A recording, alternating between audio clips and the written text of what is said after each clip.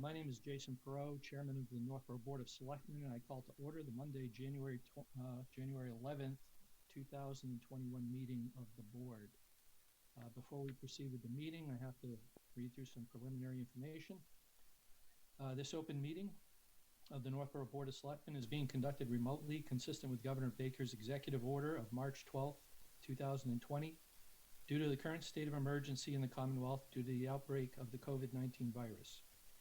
In order to mitigate the transmission of the COVID-19 virus, we have been advised and directed by the Commonwealth to suspend public gatherings, and as such, the Governor's order suspends the requirements of the open meeting law to have all meetings in a publicly accessible physical location. Further, all members of public bodies are allowed and encouraged to participate remotely. The order, which you can find posted on our agenda for this meeting, allows public bodies to meet entirely remotely so long as reasonable public access is afforded, so that the public can follow along with the deliberations of the meeting. Ensuring public access does not ensure public participation unless participation is required by law. This meeting will feature public participation in the form of public comment. This meeting is being conducted by the Zoom application. As indicated on the town's website, on our agenda, you can find the means to view or participate in the meeting, the live stream link on YouTube, the Zoom webinar link. Zoom session is also accessible by phone, and you can observe the meeting on cable access television government channels Verizon 30 and Charter 192. Participants, please understand that the meeting is being recorded. Some attendees are participating by video conference. You will be visible, you will be audible. Be careful not to share your screen, and understand that anything you broadcast will be captured by the recording media. We will soon turn to the items on the agenda, but first let me explain some ground rules for the meeting. As chairman, I will walk through the agenda, introduce each item, and invite speaker to make their presentation. After they conclude, I will check with each of the members of the board to invite their comments, questions, or motions. Board members, please indicate whether you wish to be heard and wait until your name is called. Also, please consider muting your microphone when you're not speaking. And when you are speaking, please remember to speak clearly and in a way that helps generate accurate minutes. For any response, please wait for the chair to yield the floor to you. And if you wish to engage in commentary with other members of the board, please do so through the chair. I'll go over the ground rules for public comment when we reach that portion of the agenda. Because this is a remote meeting, all votes taken by the board will be conducted by a roll call. And I think that takes care of the preliminaries. The first thing I want to do now is go through with each of the attendees in the meeting to be sure that everyone's properly connected. I'll say also, I think I've been leaving this part out.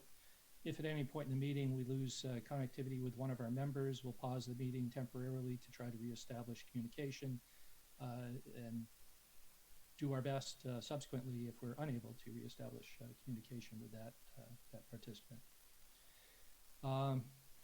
Let me walk through the meeting with participants. When I call your name, please indicate by voice to acknowledge. I am Jason Perot, Chairman of the Board of Selectmen. Tim Kalin, Vice Chair. Present. Leslie Rattan, Clerk. Present. Julianne Hirsch, Member. Present. Scott Rogers, Member. Also present. We have members of town staff. John Coder, Town Administrator. Present.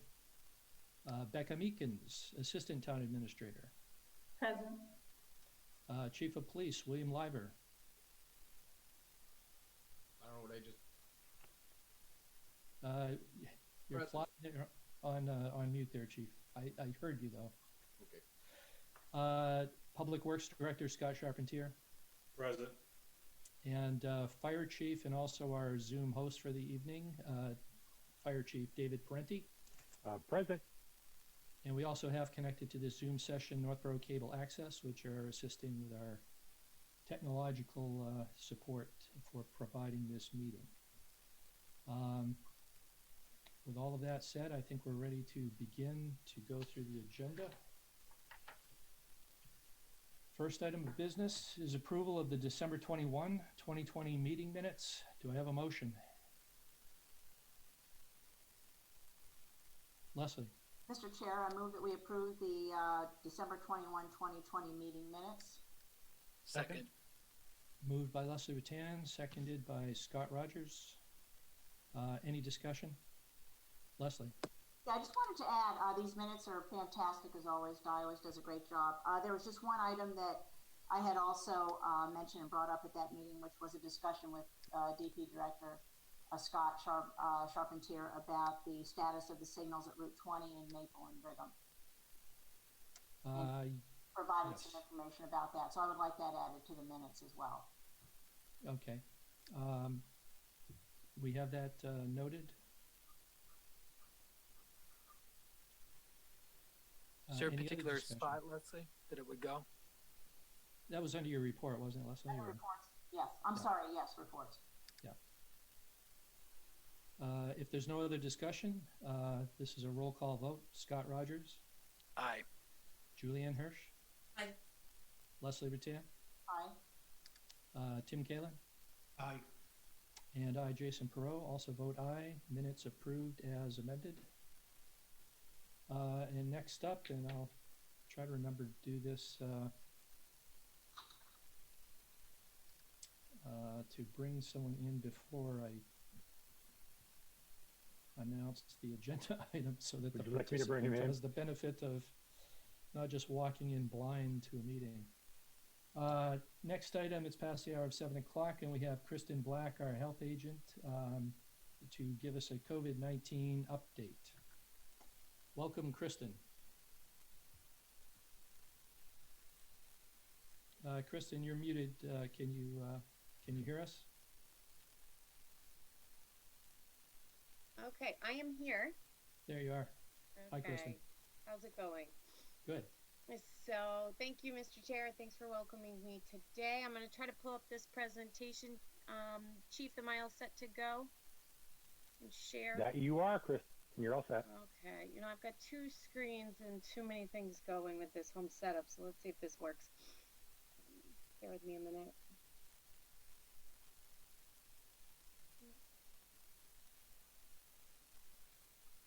Okay, I think if I can get this to the beginning, we should be good to go. So thanks for your patience, everybody.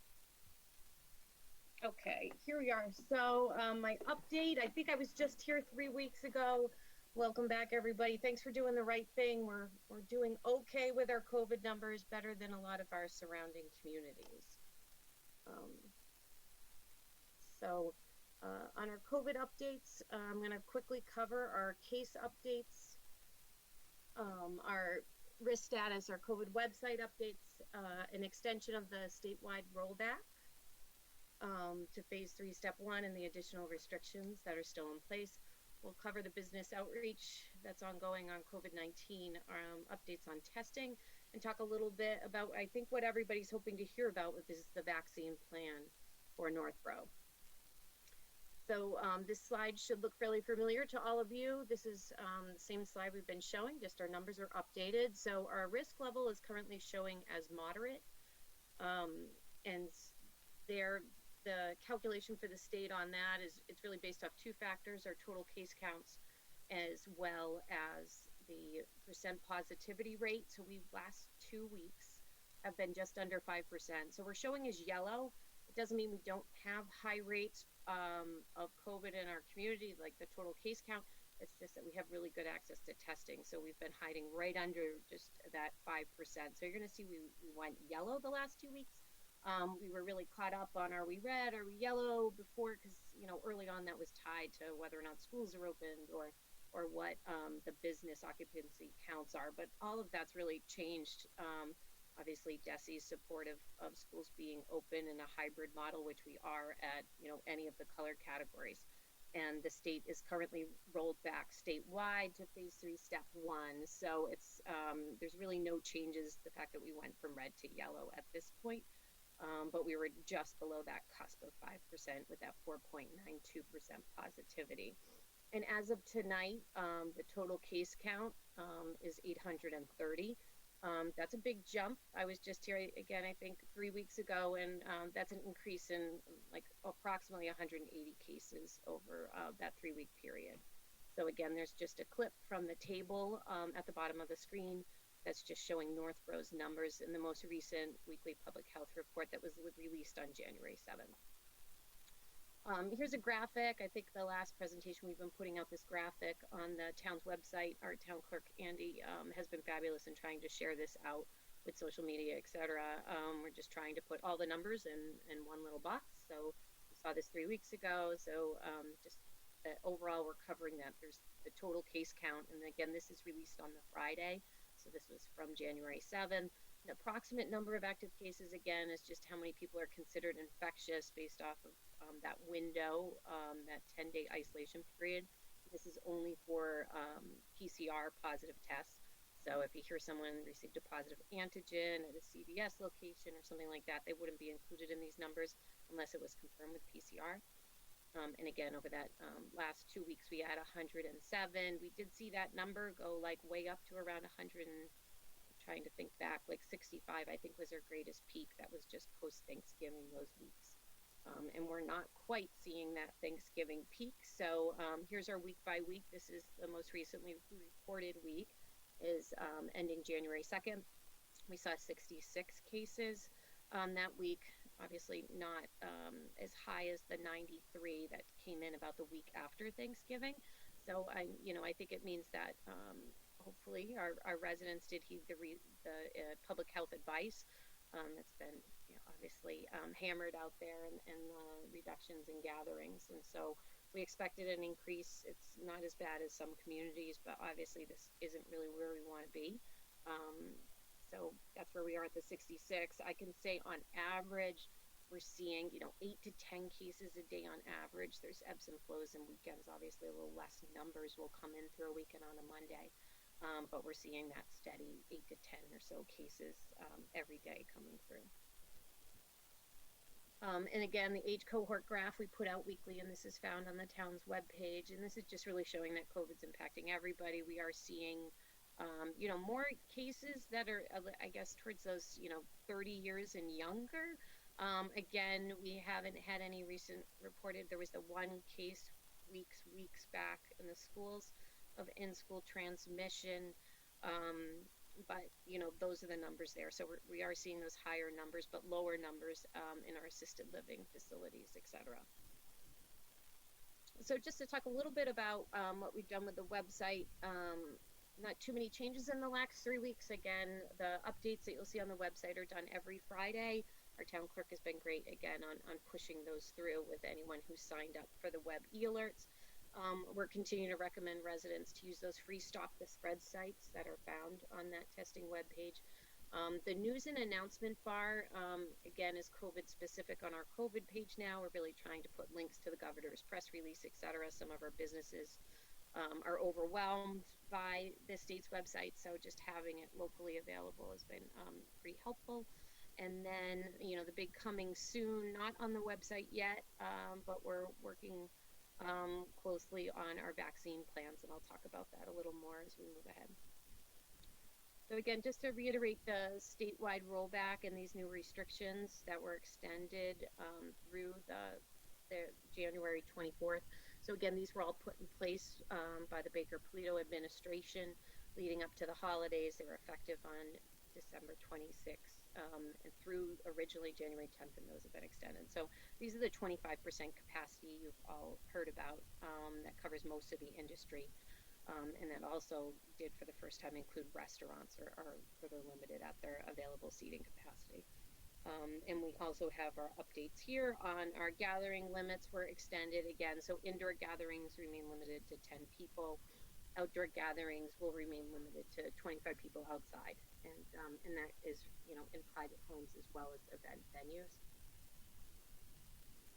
And some of the business outreach we've been working on, again, this is all really overwhelming for businesses. First and foremost, we want to reiterate to all our businesses, we're here for you. You shouldn't be navigating the field of isolation and quarantine and cleaning and what restriction do I fall into or what category all by yourselves. the health department and our staff, or we're on weekly calls. We're here to answer your questions. And so please don't hesitate to reach out. We're a resource for businesses, and if we don't know the answer, we'll help you find the right one. And we are sending a weekly, it ends up being about weekly with all the updates from the state.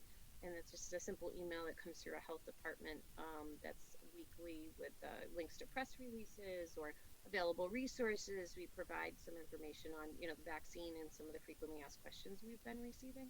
And that list serves as well over 200 emails. And if anyone's not included on that distribution and would like to be, they could email me at kblack@town.northborough.ma.us.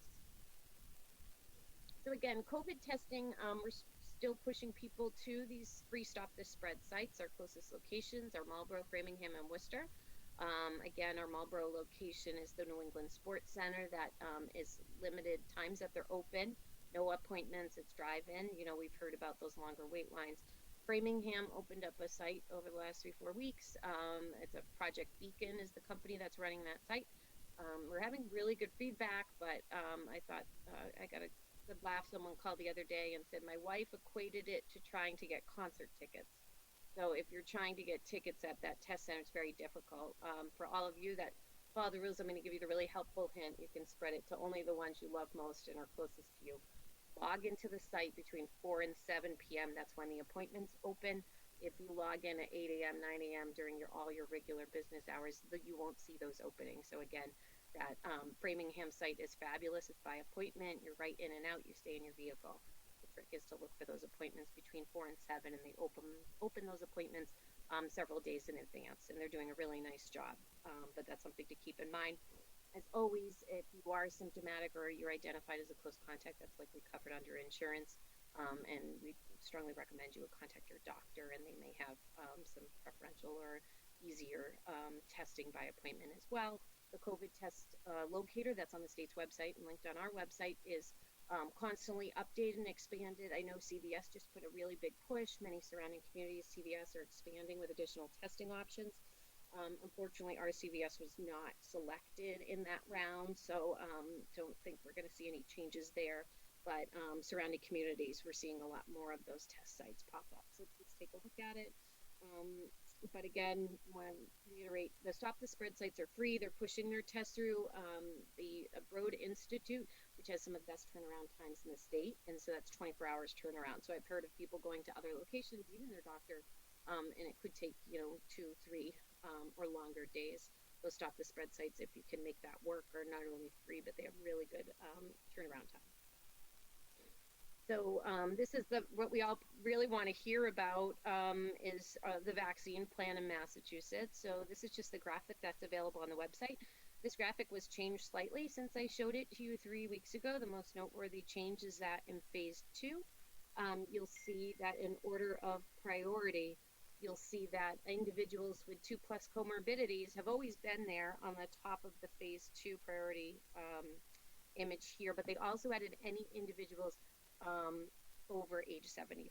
So you don't have to have 2 comorbidities, but as long as you're over 75, you'll be at the beginning of phase 2. So this is a nice graphic from the state. The state is updating the website again. It's www.mass.gov/vaccine.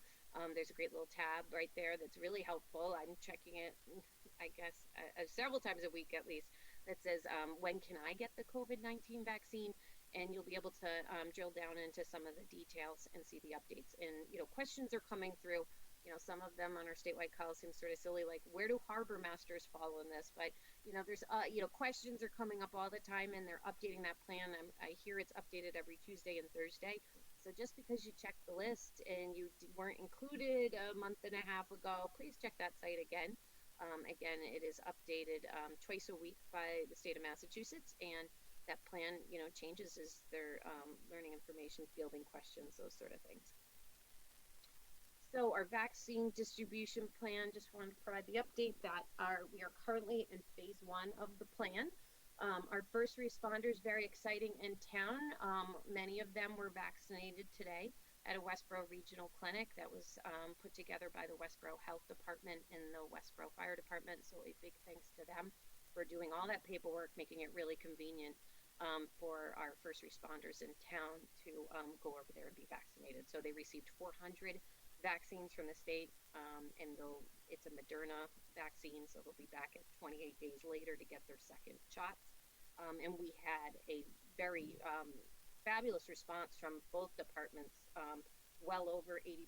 Both chiefs are on, I think, if I'm incorrect in that, but I believe well over 80, if not 90%, of their first responders chose to take the vaccine, which is really fabulous. And we also, they didn't have enough vaccine at the Westboro First Responder Clinic, so we were trying to find a place for our dedicated school nurses who have been running a COVID testing program. And so that COVID testing program really pushed them to the top of the phase 1 list. So we were able to secure some spots with Harrington Hospital out in Southbridge. It was a bit of a drive, but they were able to go to the Armory. And they were vaccinated there. And so Mary Ellen Duggan, our school wellness coordinator, was nice enough to share this photo with me that I have on the screen here. So I did ask her permission, and I think it's great for people to see and know the people they know and trust, and that they are moving forward with the vaccine. So thank you to Mary Ellen on that. So again, the long-term care facilities in Northborough are scheduled to receive the vaccine mid-month. I think it was January 14th. Both Coleman Health, Beaumont, Whitney Place have contracted through CVS, and they're receiving the Pfizer vaccine. And again, that was through federal contracts with CVS. So they are well on their way, and they're in good place. So really, where we are now is plans are being developed as we speak to consider standing up a local clinic through phase 3. And I'll talk about that a little more. All sites, again, must be approved by the state of Massachusetts. So really, here we are with our next steps on this vaccine plan. And so we're in phase 1 right now, okay? And we still have some more steps left, individuals in these categories to cover before we would move on to phase 2. So just to get to the phase 1, that was really our hospitals, any of our forward-facing individuals were vaccinated there, and our first responders. And it also does include congregate care settings, which may even include some group homes that we may have in town, and home-based healthcare workers and healthcare workers who are doing non-COVID facing care, so not working on a COVID unit, but in the healthcare field, for example. So what we'll be doing with our health department is going to be working with the senior center, hopefully cable access, et cetera, really spread the word, because it's a really tough demographic to get to these home based healthcare workers or aides. So if you know of anyone, they don't need to work for a big company. If they are in someone's home providing some level of care, we want to make sure that they are offered the vaccine. So more to come on that. We'll make sure to use all of the town's media outlets to make sure we get out the word. So if you know of anyone in town who has that in-home care, they don't have to be a physical therapist or an occupational therapist. It could be someone who's coming in just to help with daily life activities. And the senior center is aware of this. There's a recent memo circulated there, and we'll be working closely with the senior center. We want to make sure that they're high on that list. And then next, really, we're going to quickly be transitioning, hopefully, to this phase 2. And all of these phases in the plan are listed in order of priority. So we'll be starting with those individuals with 2+ comorbidities and or age 75 or older. And then we go on to other workers, including, and that's where we're expecting our early education, K through 12, grocery. We work through the list, eventually get to all of our DPW workers, et cetera. And that's really how the list goes. So the state's estimating that phase 2 period will be February through March, and then phase 3 starting around April, and that's when we'd open up to the entire population. You'd see more of your traditional flu clinics, or what we're all hoping to see in Plemford, which is the large drive-through clinics, and those sort of plans would be running it at a large scale over several days in a row. So I'm sure you may have some questions on this, and I don't know how many details I'll be able to provide. I can let you know that I have submitted some of the documentation to consider standing up a standalone clinic for Northborough residents that we would house at the senior center to really get through this phase 2 and through, phase 2 to 3. The state, although they did the first responders, there were, I think, over 85 first responder clinics statewide. The state doesn't want to just set up a clinic for a town for a day. It's just a lot of paperwork and approval. So they're really looking for communities that want to stand up a clinic, stand it up for the long-term window, up and through phase 3. So that's something we are considering in town. I've been in conversation with our town administrator, with our fire chief, with the senior center as a possible location. We're looking into that. And we're also, that would be using the services of Sam and VNA to help us with our nursing services. So we're still considering that, as well as we may have a lead on partnering with a very good neighboring community on standing up a joint clinic through that phase 3, but I can't really speak to those details yet because we're still just in discussions. So that's what I have for you, and I'm happy to field any questions you may have. Great, thank you very much, Kristen. Always very complete and detailed. I appreciate this this level of information, and I'm sure everyone who's viewing it is appreciative of keeping us up to date like this and giving us a great understanding of what's happening and what we can expect. Members of the board, any questions? Scott? Yeah, thanks, Jason. And Kristen, thank you. And your information about putting together, whether it's a testing or vaccine, just shows the level of flexibility and creativity you've had to, for example, getting the school nurses out to Southbridge. So thank you for the efforts just to go work with all those different agencies and departments and locations to maximize the amount of either testing or vaccination. You're welcome. No, the school nurses have been phenomenal, and they've also countered to say, we're happy to help you when we're running our clinics. So I think it's a partnership. They've been on the front lines, and we're very appreciative to everything they've done, and they're also excited to be part of this. So thank you. John? Yeah, first of all, I'll just echo it. Kristen's done a great job for us. She's really been on top of this, and the information we're getting out is top shelved. Nobody should be wondering what's happening. If you're a business or an individual, the information is out on the website. It's easy to use, and you can always contact the staff. The comment I was going to make, again, is we're working two things. One, I want people to know we're working closely with the school department. We're using our CARES Act funding to do testing of teachers and students, as well as municipal employees, particularly our public safety folks that are constantly interfacing with the public. It's been huge for them to be able to, at least on a weekly basis, get a test, know they're okay. It has helped us on numerous occasions to kind of isolate folks. And I mentioned this at your last meeting, but I can't stress it enough. We are operating under our continuity of operation plans, which means we are separating basically all of our staff into A and B shifts. So we're operating in alternating shifts. We've had multiple cases of COVID in our organization. We have several as I speak to you now. That separation, as difficult as it's been operationally, to be working in shifts and to coordinate the work, it has had a significant impact on our operations. It has worked to keep the spread at work to none. We haven't had any, I should knock on wood right now, but we haven't had any at work transmissions. It's all folks getting it from community spread, typically from a family member. So it's all working, but again, you've heard me say this, we're operating under extremely difficult circumstances as a staff with split shifts and limited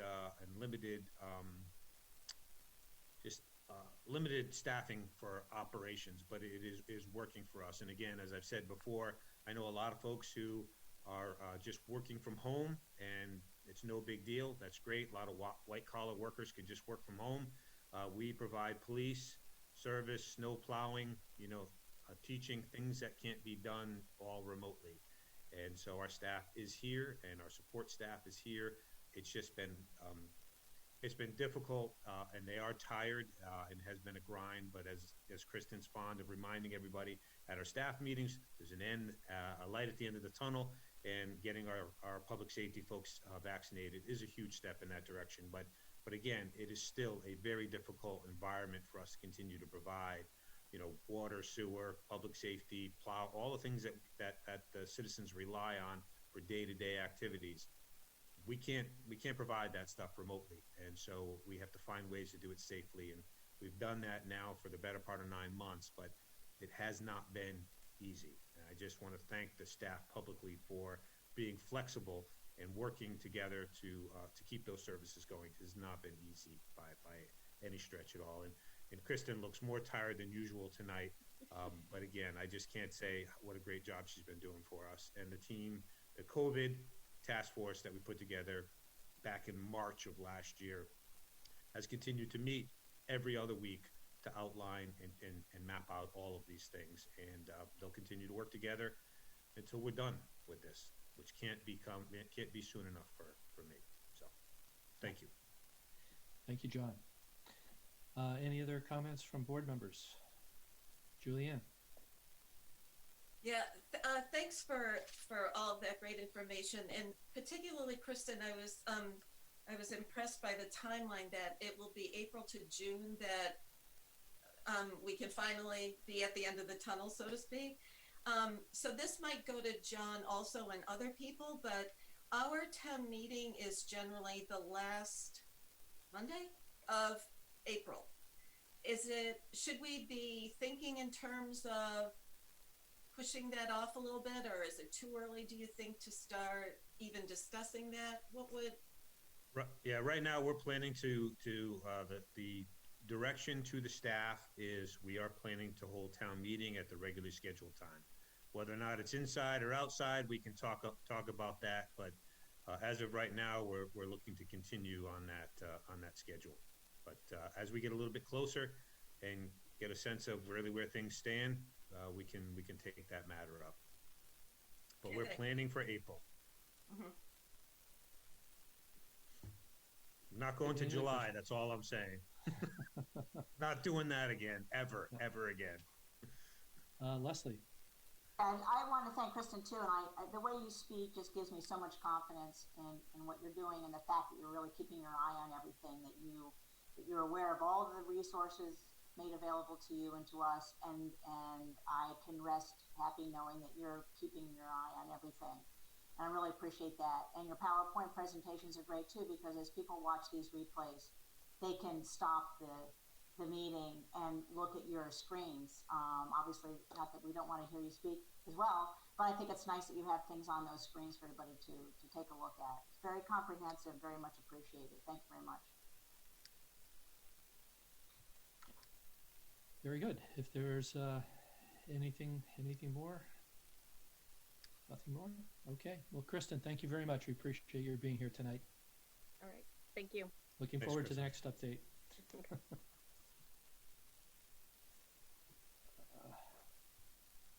There we go. And next up, let me bring him in.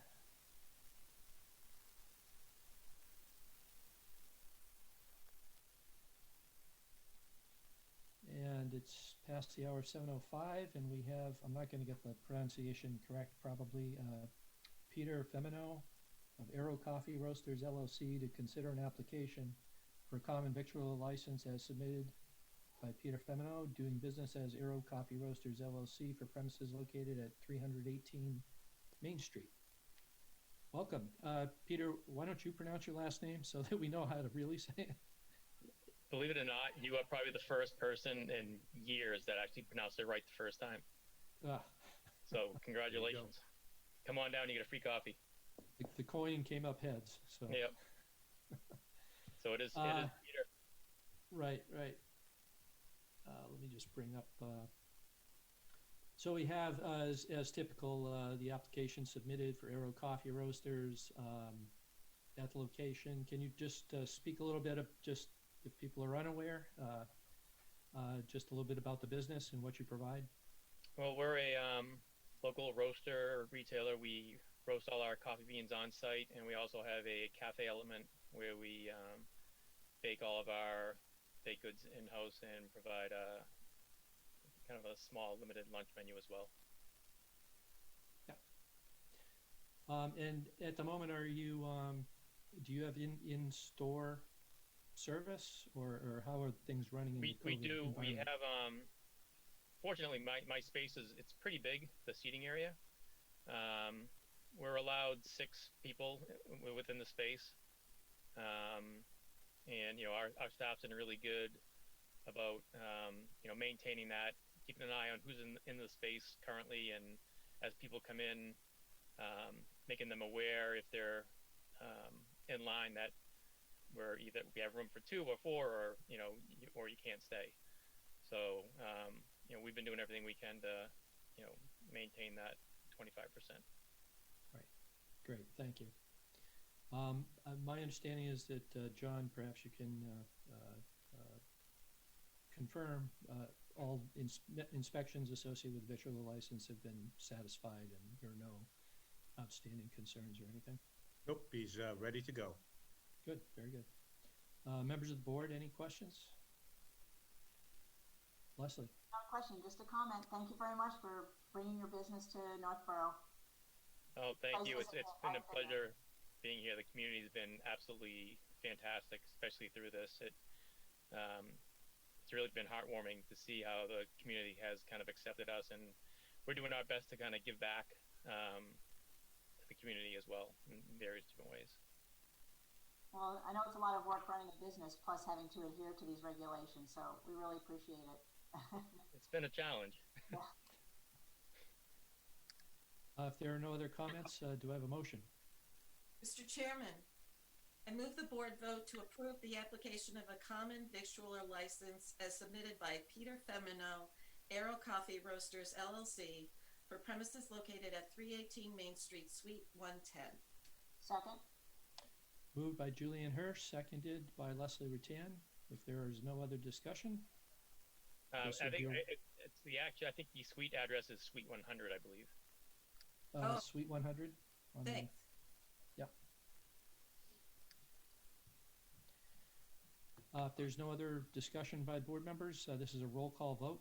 Scott Rogers, Aye. Julianne Hirsch, Aye. Leslie Rattan, Aye. Tim Kalen, Aye. and I also vote aye. Carries unanimously. Congratulations, Peter. All right, thank you so much. Okay then. Thank you. Have a good evening. Thank you. Same to you, all of you.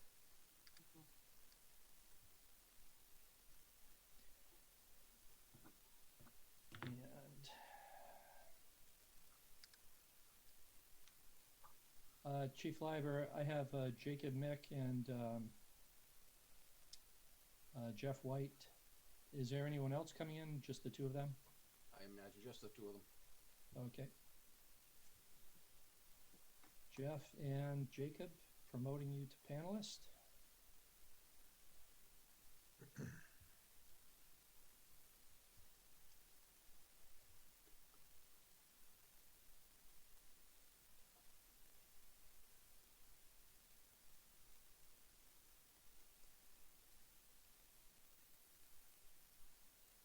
Jeffrey in view, and Jacob. There you are. Welcome, gentlemen. And Jeff White and Jacob Mick are new appointees to the Northborough Police Department. I'll turn it over to Chief Liver to make the presentation. Thank you, Mr. Chairman. I got mine today, too. It's harmless. Always a pleasure to come before the board to ask you to add new members to the department. Jeff and Jacob will be replacing filling two vacancies that we have. We're not adding new positions. We had two employees that left to enter the private sector after many years of service to the town. I'll start with Jake Mick first. Jake, up until recently, I think September of last year, was a Northborough resident, and he purchased a house out of town, much closer to where he was working at the time. He's an Algonquin Regional High School graduate. He earned his bachelor's degree from Worcester State University, 2017. He was a self-sponsor at the Mass State Police Municipal Academy by us. After that graduation, he was appointed by the board as a special police officer. And then he ended here in Northborough. Then he gained full-time employment with the town of Stowe on their police department. So Jake is now leaving them to come here and take a position here with us. So he's basically returning home. and a pleasure to have a Northborough resident come on board. Makes our FTO program much shorter. Both of them being academy graduates, we get to start them 6 months earlier than if we had to send them to the academy. It'll basically be a 8 to 10 week period where they'll, in Jeff's case, learn the streets of Northborough, learn our policies and procedures, the way we do things, how we operate. But again, with Jake, I expect that since he kind of grew up in town, he knows most of the streets anyway. So that's a benefit there. Jeff is a native of Douglas, Mass. He earned his bachelor's degree from Springfield College in 2013. Graduated from the Municipal Police Training Committee Council Academy in Reading in November of 2018. Jeff recently separated from the Massachusetts National Guard after 6 years of service. He is currently employed as a full-time officer in the town of Hubbardston, Mass. And in the past, he has worked as a substitute teacher and paraprofessional in the Douglas school system. So he's got a wealth of experience in dealing with people. So I would ask that the board appoint both of these young men tonight. With Jacob being his effective date being January 18th, and Jeff's date being February. Actually, let me strike that. That's a holiday on the 18th.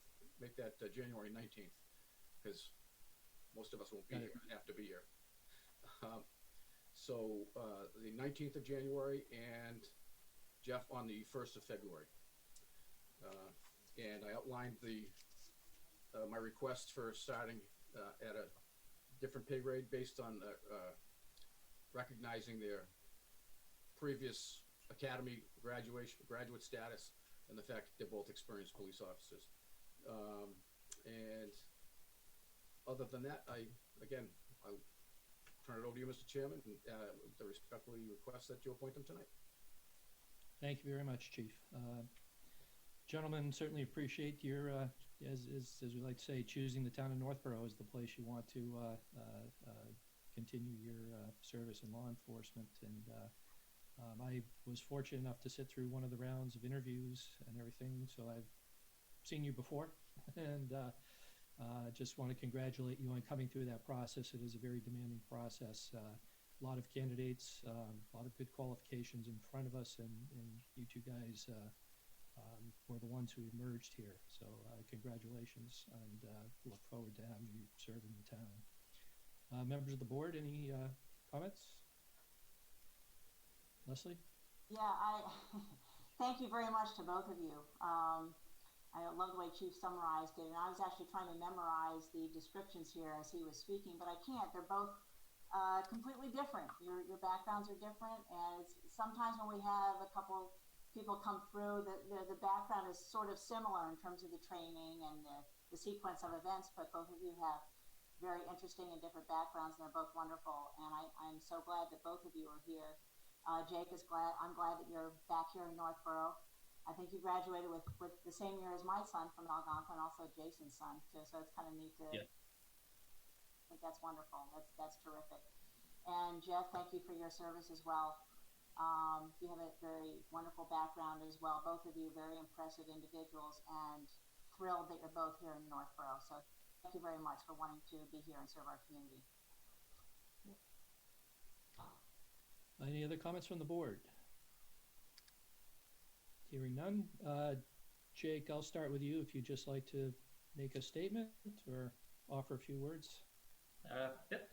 I'd just like to say I really appreciate this opportunity, and I'm just really looking forward to starting my career in Northborough, and hopefully a long and successful one. Great, thank you. And is Jeff or Jeffrey, which do you prefer? I go by both. You can call me Jeff. Excellent. Jeff, would you like to say a few words? So I'd have to say the same thing. I'm eager to start looking through and driving through the community. It's a great place to be, and just can't wait to get on the department and start working, and hopefully have a long career with the town of Northborough. Great. Thank you very much. I think with that, we can move to motions. Do I have a motion?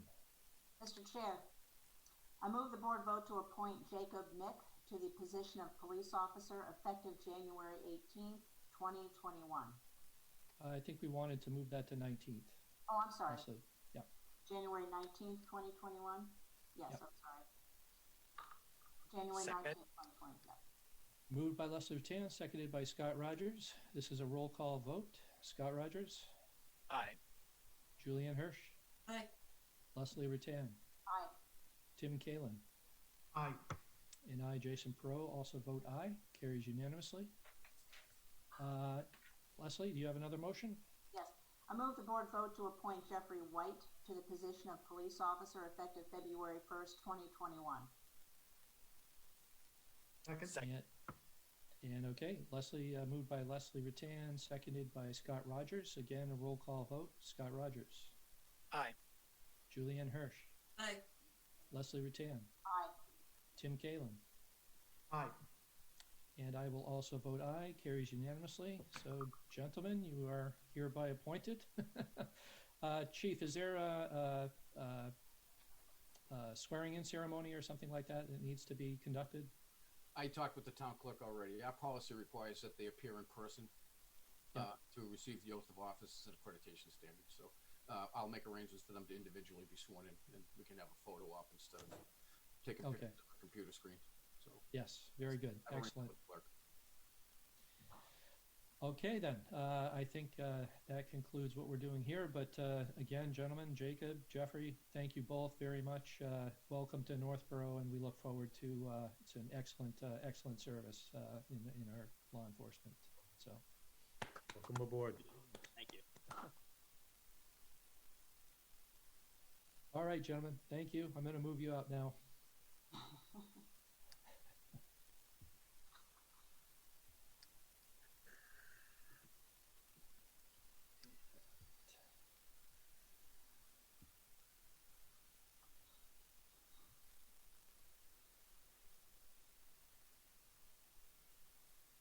Okay. That brings us to reports, and we'll begin with Scott Rogers. Thank you, Mr. Chair. What I plan to report on was covered by Kristen in her presentation of the COVID update, so I have nothing additional to report. Very good, thank you. Julianne Hirsch? Yeah, I have a short report today too. Except I do want to follow up on something that I asked about at the last meeting, which was inviting an Amazon community representative to speak to the Board of Selectmen and the town in maybe like a town hall forum to describe the facility and have more of an open session about questions and concerns that we have. So at that time, I had requested it. I think it was met with positively. Has there been any progress with that, or? So as you know, there's no formal hearing process, but I did extend that request to the representative to Amazon, and it's a large corporation, so things need to be run up the flagpole. So I have not received a response back yet.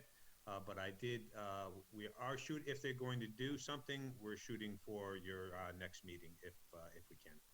That's excellent. Thank you so much. That's Sure. it for me. Thank you, Julianne. Leslie? Okay, the local emergency planning committee met on December 3rd. Our Chief Parenti and Mike Horowitz organized and planned and ran that meeting. Chief explained that we have a recertification of the local emergency plan, which is valid through 2025, which is fantastic. There's some plan updates, and it also makes us eligible for some grants over the next 5 years. So it's a very important process that we go through that. So I want to thank him for that. There's also a very concise emergency preparedness handbook that's being worked on. This will be distributed to residents via the town website and also social media. Very nice looking handbook. I had a chance to take a look at it. Some wonderful information in there. It's meant to be concise so that people can look at it quickly, refer to it quickly, maybe hang up part of it in the inside of a kitchen cabinet door, that kind of a thing. So I think it's a great resource, and I want to thank the chief and Mike for all their work on that. That's fantastic. I also wanted to express my sadness about the passing of our Board of Assessors member, Arthur Holmes. I thought that was very sad. I can still see him sitting in the front row at some of our meetings. with the Board of Assessors. And often, this is something I always feel bad about too, you find out more about someone in their obituary. And I'm always sad when I realize that there's so many interesting things about people that you didn't realize about them. For example, he was 92, which is amazing to me. And he was very active. He served on some other community board of assessors and really was very active. He was a World War II vet. So I just wanted to mention that he did a nice job for our town, and I want to express our concern and condolences to his family. Also wanted to remind people to continue using the clothing bins that are at each of the school buildings. They are fundraisers for our PTOs. Not all the money goes to the PTOs, but some of it does. And I think with the fact that there's really a lack of ability to hold fundraisers at the schools right now, every little bit helps. So those are fantastic bins, clothing and shoes for the most part. They don't want anything left outside of the bin, but feel free to drop off your donations in those bins. I'm also very happy that our first responders are getting the vaccine. I think that's fantastic. I know there was a lot of concern about that and hoping that we could get first responders taken care of, and they are. I think it's today and tomorrow, Kristen said. I believe that's the case, right? So very, very happy about that for EMS, fire, and police. And I also wanted to announce that our town is joining in on a COVID-19 memorial, which will be taking place on Tuesday, January 19th at 5:30 p.m. A resident sent an email to John Coder and me last week, and Allie Lane in our rec department was very nice to put together an appropriate flyer which will be distributed to everyone in town. And if I could just read that very quickly. Sure.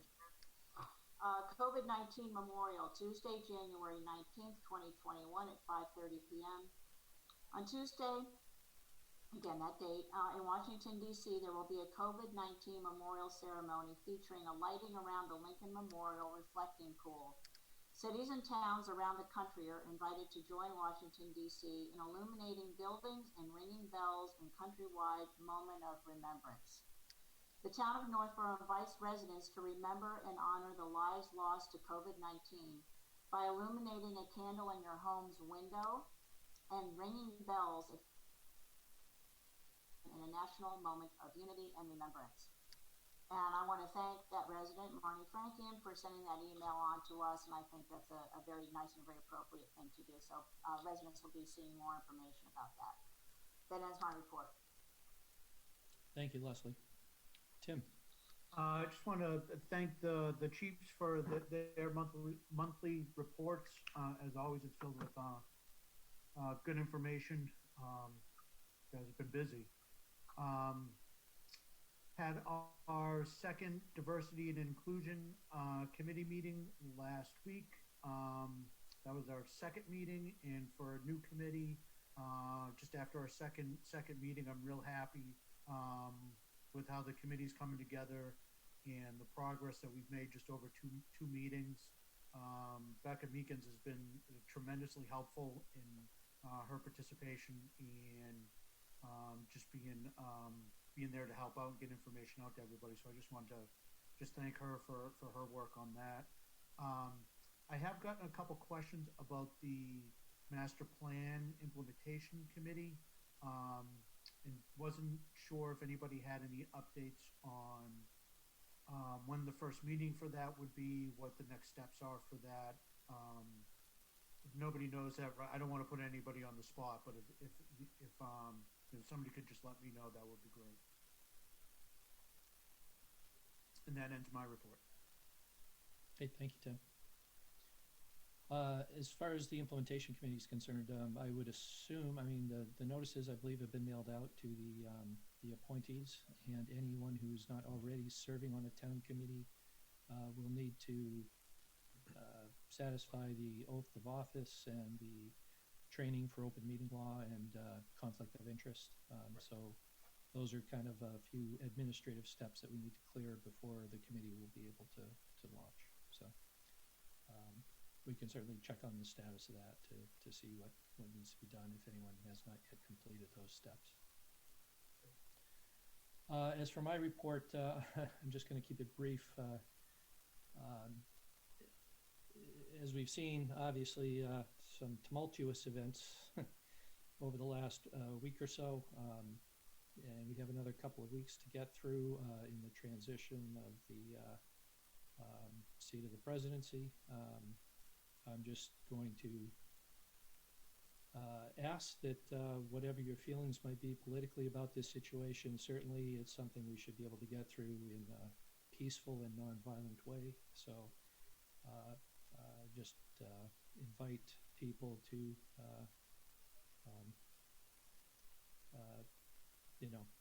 find the right measure of respectful exchange of views, and try to get through these next couple of weeks in a safe manner, so that we can proceed forward from that point. That concludes my report. John, anything? Just one thing, just a reminder, the agenda will be posted tomorrow, but this Thursday, the 14th at 7 p.m., we will have a joint meeting between the Board of Selectmen, the Appropriations Committee, Financial Planning Committee, and the K-8 School Committee. This is our traditional December financial trend monitoring and financial forecasting update. This is sort of a state of the town report that I typically do at the beginning, at the end of the calendar year, and really the beginning of the start of the planning for the upcoming fiscal year. So I'll say that it's not going to be a traditional meeting for us. We have just nothing is traditional or standard about what's going on right now. You know, we're about a month behind in terms of getting information from the federal government, from the state. We're late in closing out the fiscal year because we extended payment periods for folks to offer them a little bit of relief.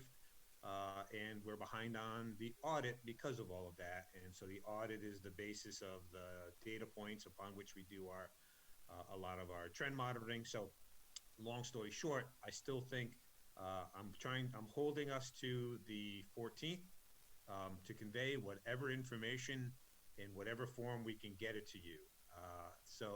I anticipate we'll let you know what's happening at the state level.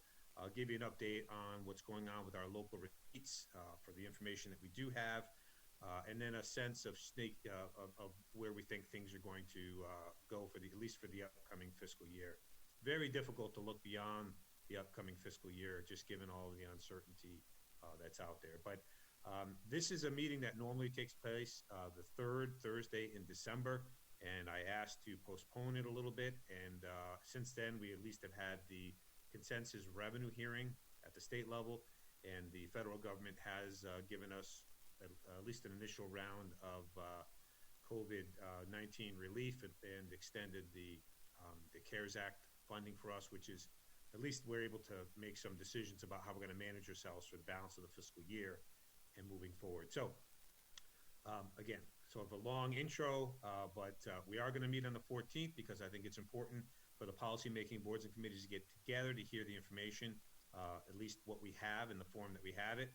It's not going to be the full-blown presentation that I typically do on an annual basis, but I want to get everybody in the same room and at least get some consensus around what we do know and what we're looking at for the upcoming fiscal year. So that will take place Thursday, January 14th, 7 p.m. The link in the invitation will go out with the posting tomorrow. And this was a date that I'd asked you to hold when we postponed it last time, so hopefully everybody has that in their calendar already. But just anybody from the public that's interested, it will take place on Thursday the 14th. That's where we're spending the bulk of our time right now working on, so appreciate your patience. Thank you, John. And I'll just, to pivot off of that, I certainly appreciate the work the town staff has been doing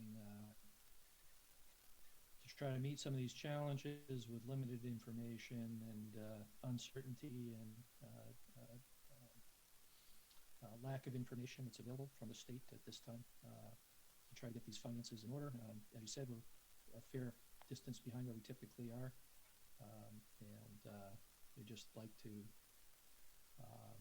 try to catch up a little bit and see if we can make up some ground. But on top of that, certainly many demands being placed on town staff from other quarters, and I would just like to thank all of you for the effort you've put in to respond to those, and continuing to try to answer questions or to get information that's being requested. So with that, I think we're ready to proceed to public comment.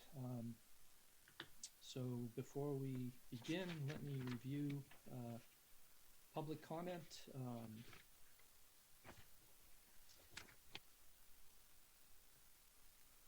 Anyone who wishes to speak can indicate that desire through the Zoom application by raising their hand, or I do see one person calling in by phone. The person by phone, if they wish to speak, and I believe press *9. Correct. Yes, *9 on their phone, which will have a hand raising effect, and we will be able to recognize you. Each person, when they're invited to speak, first please state your name and address.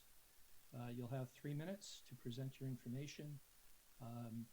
As we typically indicate, the board typically will not engage in any deliberation or decision making based on what's presented. If there are some relatively straightforward informational questions that town staff can respond to, we'll try to satisfy that. Otherwise, the information will be taken for consideration by the board and the town staff members. So let us begin. It's helpful if you're in the Zoom application to change your name to something that's a little more recognizable. I'm going to bring in the Writer's Loft first.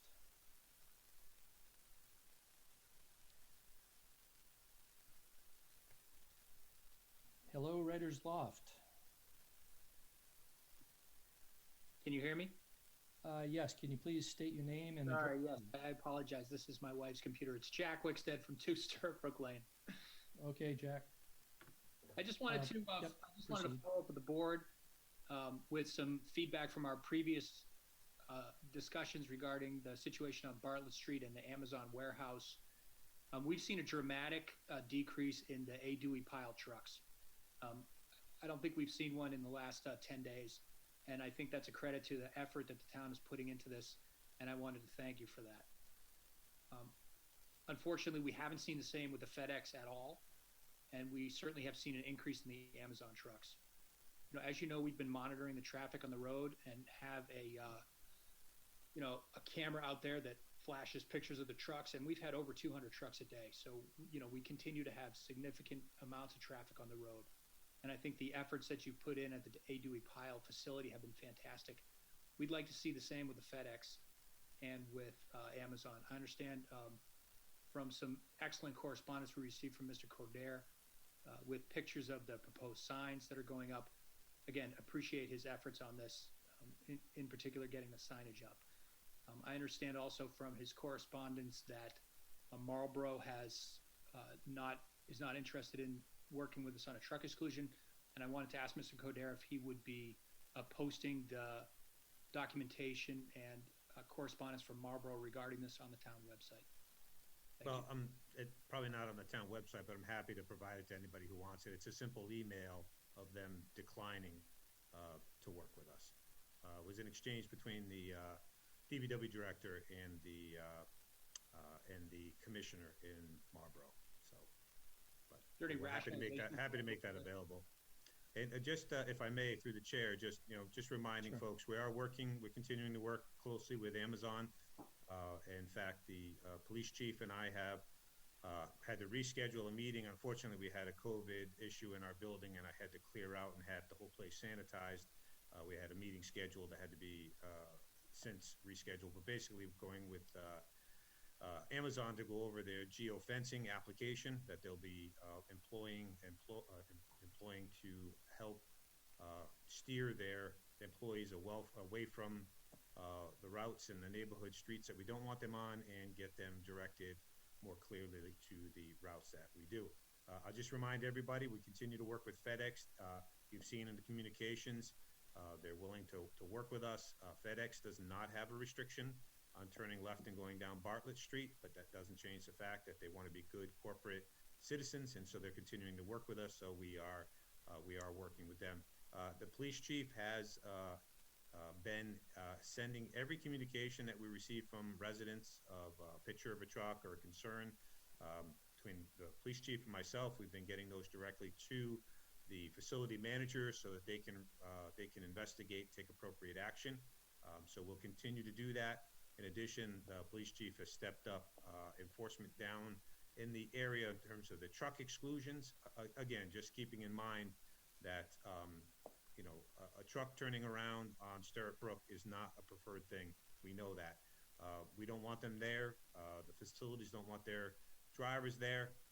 But on occasion, when you open a new facility, people are lost. Signage of the new facility isn't up yet, and they may find themselves taking a wrong turn and turning around on a street that we wouldn't like them to be turning around on. But the facility managers are aware of that. And again, some of the software, GPS software that's being brought on board, particularly by Amazon, hopefully will reduce or eliminate that.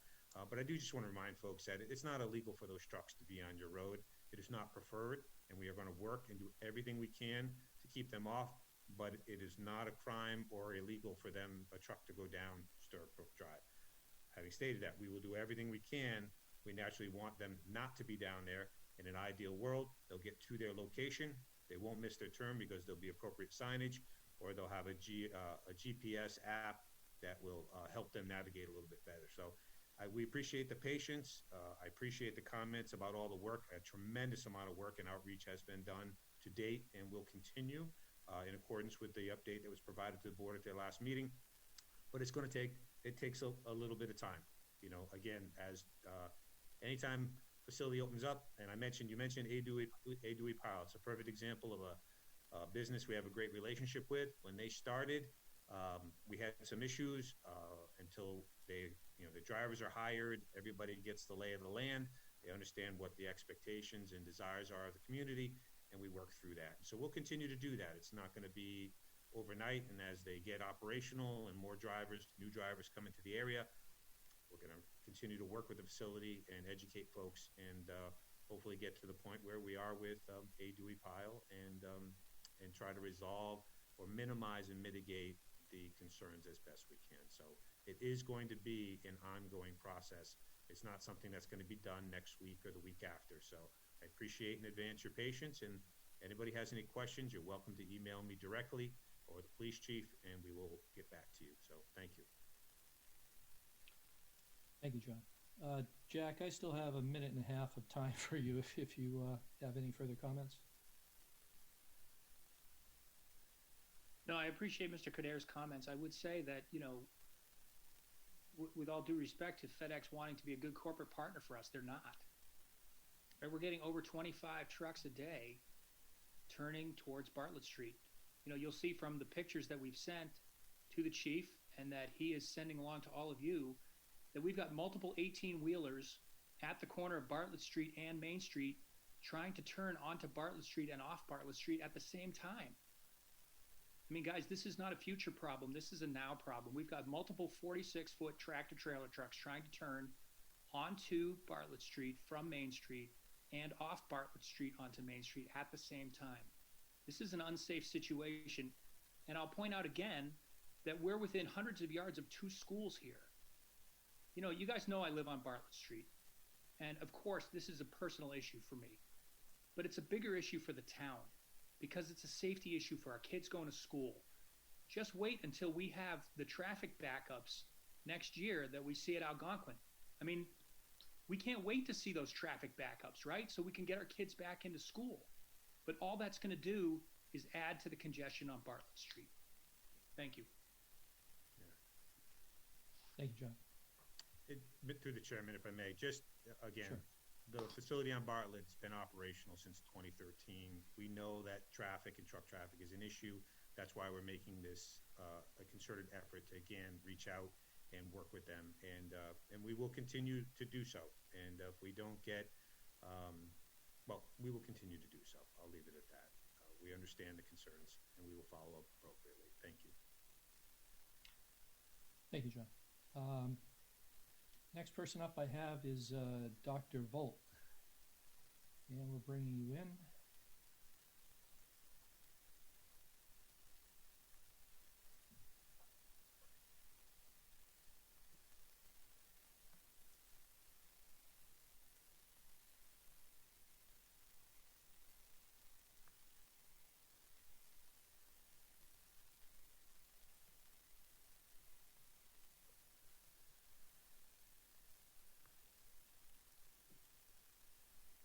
Dr. Volk, if you could unmute and state your name and address.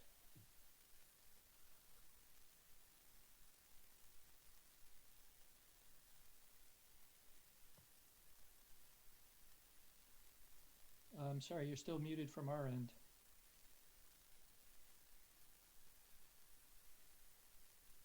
Oh. There you are. Okay, sorry for this. I'm Dr. Rudiger Volk, living at 137 East Main Street since August 2020. I have, since we talked about, or you talked about Bartlett Street, one small thing which might be of interest. I checked the tax revenues, and if the town could check 35 Lyman Street, LLC, and the issue is that the land value is $0, while the comparable abatters, the land of equal size is evaluated as $1.2 million. So if the sales of 2008 was $3.6 million, while the evaluation is $2.2 million in 2021. So there might be some money coming into the coffers of the town. So that's about Bartlett Street. The other thing is, and also on Lyman Street, to stay there, I would like to have information about, there is the old mental hospital on Northborough proper. I know that the old building is scheduled to be erased. It's a property of the Commonwealth of Massachusetts. My question is, what can the town do if they have interest to acquire the building and not to tear it down, but make use of it for shelters, for many things that the town may need, to prevent. It's a part of history of Massachusetts side. Secondly, I would say personally, out of layman viewpoint, it's a sustainable building. Where can the public can get information from it, from the Commonwealth of Massachusetts? And the third one, if you permit to say Sure. this, it's about I requested for any new building, but I particularly the large warehouses of which we are talking about in Bartlett Street area, to not only to make new buildings, but also maybe old buildings in a joint effort, if the town is interested, to make solar cell on it, out of two reasons. One is it might be an income revenue for the town of electricity. It makes the town ecological relevant. And third one is you prevent heat islands, which during climate change the environment will face in the future. So I take myself off of all the three questions and look for answers. Thank you very much, Dr. Volk. Yes, John? If I may, through the chair, with regard to Chauncey, the old Chauncey Hall out on Lyman, that's a state property. So the state owns and controls that building. And so Division of Capital Asset Management is the one that oversees that building. I know that they may have some plans for it, but I do know that the state is interested in doing something out at that site. So they're not interested in surplusing that to the town. And again, it's a state-owned property, so you'd have to speak with them in terms of what they're going to do with it. With regard to the solar on the buildings, those are private property. That's a private economic decision that they would make. many large flat roofs. You're seeing, for instance, like Teamworks over by Walmart. Their entire top of their roof is covered in photovoltaic. So I believe there are some options out there, but again, that's up to the private building owners to pursue that. Just as an off comment, the town of Northborough did conduct its own photovoltaic analysis of all of our buildings, and we have only identified a couple places that we might potentially pursue that, but by and large, due to structural limitations and roofs being time for replacement and various other things, there aren't a lot of opportunities. We are, however, the high school is moving forward as part of that joint photovoltaic review. The high school is moving forward with putting photovoltaic up on their high school roof, and so we're working closely with them. And as far as an evaluate the values of buildings, it's not uncommon for a building to sell differently. I don't know anything that's valued at 0, but I believe it was 35 Lyman Street. The assessor look into that, but I'm sure there's a reason for the difference. Thank you. Dr. Volk, I don't know that we have any email contact from him previously. Dr. No. Volk, if you could just send an email for contact purposes to the town administrator's office. And we can have the assessor respond. Yes, yeah. Be happy to do that. Yep. Okay.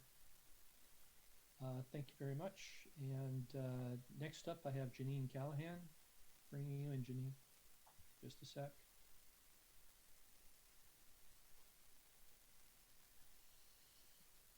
Hello, Janine. Can you hear us? If you could unmute and state your name and address.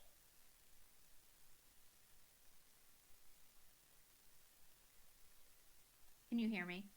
Yes. Sorry, we're having technical difficulties, or I'm having technical difficulties. Janine Callahan, 6 Darrowbrook Lane.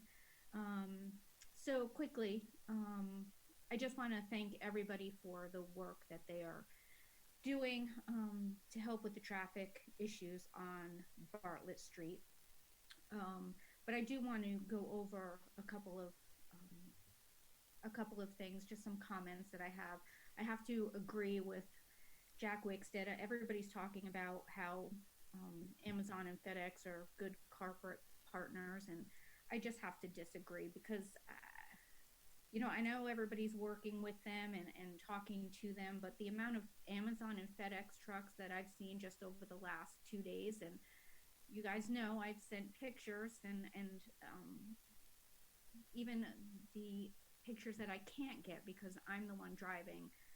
There's just a ton of them out there, and they're just not paying attention to what we're saying, and it's frustrating. And what makes me nervous is Amazon is not fully operational, and when they are in a few months and the summer is over and our schools are back in full force, this is going to be an issue on this side of town for our high school kids, new drivers, driving schools, our teachers trying to get in and out of Algonquin, and we have 18-wheelers from Amazon and FedEx flying down the road, and they do not drive slow, nor do they heed any warnings about crosswalks or anything like that. I was just up at the corner of Route 20 and Bartlett Street, and there's an 18-wheeler trying to turn right onto Bartlett and a 18-wheeler trying to make a left onto Route 20, and they're jockeying for position because they can't make the turn at the same time, obviously. It's a dangerous situation, and I know everybody's working hard, but we're going to work hard here in our little area to make sure everybody is fully aware that it's not working. It's just not working. I'm excited to hear about a possible meeting with the Amazon people and let us, the residents, express our concerns because we're the ones living it every single day. So that is awesome. and I'm wondering, I don't know if anybody will answer me on this, but I'm wondering how we request a public hearing about traffic safety in our town. I think it's something that needs to be discussed. So I'm hoping that there's something that you as the board and the town will think about and allow the residents to put our 2 cents in. I think it's important. There's a lot of stuff out there that I know a lot of people are concerned about, and I think a public hearing on traffic safety would be phenomenal. So I'm hoping that somebody can either email us, or if somebody wants to make a comment now, that would be appreciated. Sorry. Yep, I heard my timer. I'm sorry. I don't mean to cut you off abruptly. So, thank you, Janine. Yes, I appreciate the comments. I understand I know it doesn't sound very helpful for me to say this, that I understand the frustration. I do know that town staff has been working very hard to try to address these issues. They've put a significant amount of time, among them, Town Administrator Coder, Chief Liver, DPW Director Scott Charpentier, for the various portions of that they particularly come into play with in terms of traffic regulation or traffic enforcement. We're trying to do the best we can. There are a number of things that require the attention of town staff, and they are devoting as much time as they possibly can to try to address some of these questions and concerns. But they do have other things that they need to be attending to as well. And so we are working toward it. We do intend to have a segment at our next meeting that will try to provide additional information. But we just ask you to please continue to work with us. Please continue to be patient, and we're trying to make the improvements that we can. So, thank you.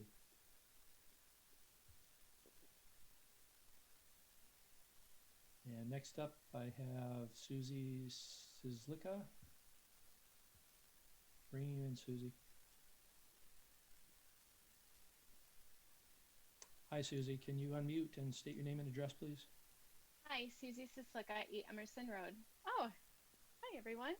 I haven't seen you guys in a while. I just wanted to second the suggestion on the Traffic Safety Committee. I've been emailing and several times and calling and in contact with a lot of people. I think it would alleviate a lot of the frustration from the residents if you know that what the process is when you put in a complaint, different things that could be done, suggestions, somebody to help you filter through all of this. And as I said, I would volunteer for it. I don't have any more time to do it, but I would do it. I have 3 kids and this is very important to me. And I also, I just want to remind everyone that school start later is going to be in effect when the high school is back 100%. So all those drivers are going to be right at rush hour. And that worries me too. My kids aren't at that age yet, but just in general. So I just want to put in another plug for the Traffic Safety Committee or a discussion or hearing. It would be great. I've talked to some of you individually, but to be able to discuss it and get a response back and your ideas and pushback would be wonderful. So thank you. If I knew I was going to be on video, I would have worn my traffic safety vest because my husband has one for walking, but totally would have worn it. Next time, next meeting. I will. Okay, right. So dress Happy New for Year, success, everyone. right? So yes, exactly. Thank right. you. Thank you, Susie.